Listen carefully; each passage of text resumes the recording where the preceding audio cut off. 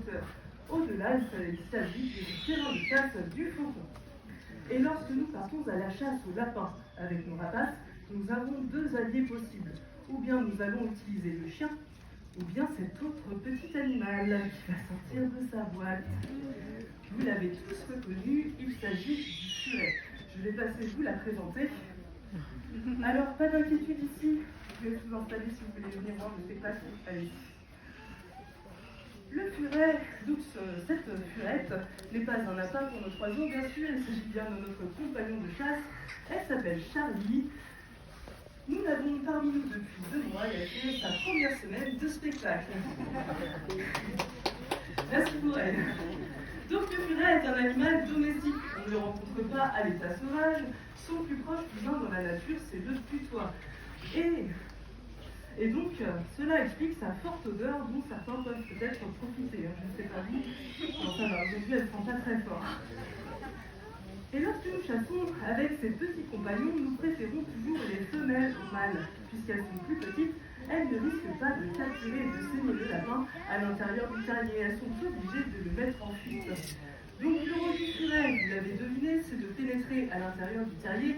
Le lapin qui en a peur s'échappe et s'enfuit à découvert. Et c'est à cet instant précis qu'intervient notre rapace. Le temps donc de terminer les présentations.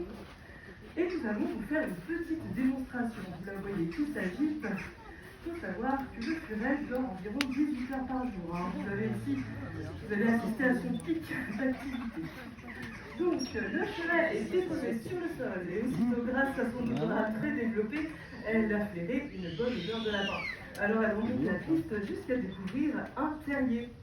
Ici, vous la voyez rentrer et ressortir, c'est simplement pour nous réclamer sa petite récompense, qui est d'ailleurs bien méritée. Tu la prends?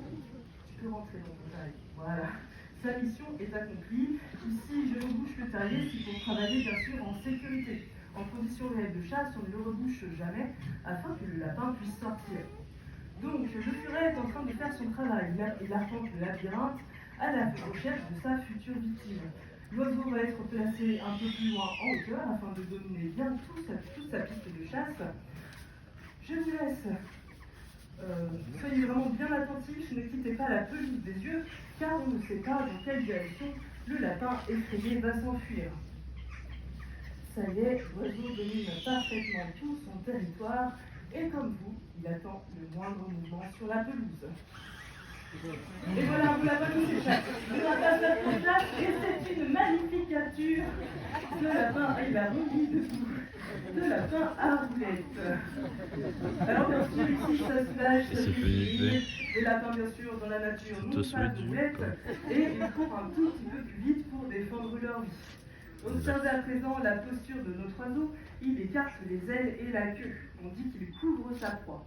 C'est pour nous indiquer qu'il ne compte pas la partager avec lui, mais c'est aussi pour la protéger d'éventuels ravisseurs qui pourraient essayer de la lui pirater. Lorsque l'on chasse avec nos rapaces, il ne nous ramène jamais la proie. C'est au fauconnier de retrouver son oiseau suffisamment rapidement. Il le laisse se nourrir un petit peu sur sa capture, puis il lui propose une récompense en échange. Dans le jargon de la fauconnerie française, cela s'appelle faire courtoisie à son oiseau. Il est temps pour notre chasseur de rentrer en coulisses et nous allons avec un peu d'avance quitter le monde diurne pour rentrer dans le monde nocturne.